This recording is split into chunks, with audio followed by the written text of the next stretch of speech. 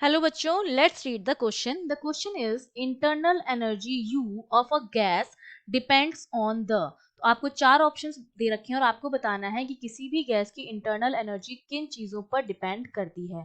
तो देखिए, इसके लिए जो की कॉन्सेप्ट हमें पता होना चाहिए. हम जानते हैं कि जो हमारी इंटरनल एनर्जी होती है, अगर मैं इंटरनल एनर्जी की बात करूं ई की, ये बेसिकली, अगर मैं बात कर रही हूँ नॉर्मल गैस की, एक हमारी होती है आइडियल गैस और एक हमारी होती है रियल गैस.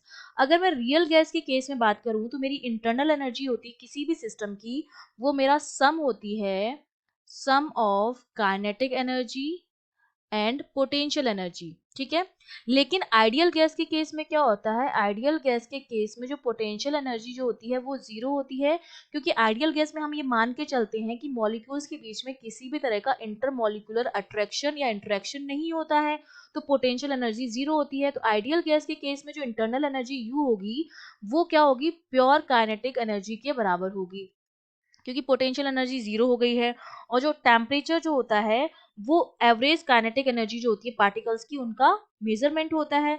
तो इस आइडियल गैस के केस में हमारी इंटरनल एनर्जी जो होती है वो प्योरली काइनेटिक होती है. लेकिन अगर मैं रियल गैसेस की बात करूं तो मेरी इंटरनल एनर्जी जो होती है वो sum of kinetic energy and potential energy होती है. ठीक है. तो एक तो हम जानते हैं कि जो इंटरनल एनर्जी जो मेरी होती है वो क्या होती है, स्टेट फंक्शन होती है. स्टेट फंक्शन का मतलब होता है कि ये पाथ इंडिपेंडेंट होती है, पाथ पर डिपेंड नहीं करती है, पाथ इंडिपेंडेंट होती है. और ये किस पर डिपेंड करती है, केवल और केवल इनिशियल एंड फाइनल स्टेट पर डिपेंड करती है, इनिशियल एंड फाइनल स्टेट पर डिपेंड करती है. दूसरा, मुझे पता है कि मेरी जो इंटरनल एनर्जी होती है वो टेम्परेचर का फंक्शन होती है. मतलब ये क्या करती है, टेम्परेचर पर डिपेंड करती है, क्योंकि अगर मैं किसी सिस्टम की इंटरनल एनर्जी लिखूं डेल्टा यू इक्वल्स टू होती है n c v d t, delta t. मतलब डेल्टा यू जो मेरा है वो प्रोपोर्शनल होता है डेल्टा टी के. ठीक है. और डेल्टा टी जो मेरा होता है वो sum of average kinetic energy होता है.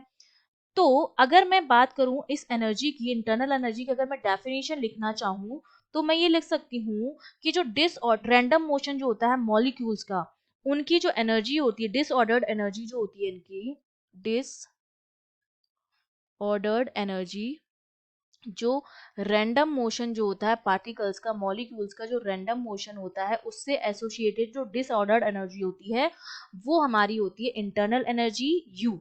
ठीक है. अब इसको हम सेपरेट कर सकते हैं scale from the macroscopic order और माइक्रोस्कोपिक एनर्जी. तो इसको हम रेफर करते हैं माइक्रोस्कोपिक एनर्जी से. ठीक है. इसको हम रेफर करते हैं microscopic energy on the atomic and molecular scale. ठीक है.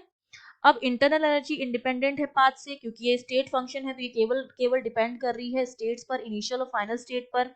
ठीक है. तो और हम इसकी एब्सोल्यूट वैल्यू जो है वो कैलकुलेट नहीं कर सकते, क्योंकि माइक्रोस्कोपिक एनर्जी होती है of atomic and molecular scale, of atomic and molecular state. तो हम इसकी एब्सोल्यूट वैल्यू जो है वो कैलकुलेट नहीं कर सकते हैं. इसको हम change in internal energy he calculate करते हैं किसी भी केमिकल या फिजिकल प्रोसेस के लिए. ठीक है. तो हमारा आंसर क्या हो जाएगा, internal energy of a gas depend on the kinetic energy of the system. अगर हम आइडियल गैस की बात कर रहे होते तब तो ये काइनेटिक एनर्जी पर क्या करती, डिपेंड करती, लेकिन यहाँ पर नहीं हो जाएगा. बी में लिखा है molecular kinetic and potential energies, तो ये हमारा सही हो जाएगा, क्योंकि हम एटॉमिक और मॉलिक्यूलर स्केल पर ही बात करते हैं इंटरनल एनर्जी की. तो बी ऑप्शन करेक्ट हो गया.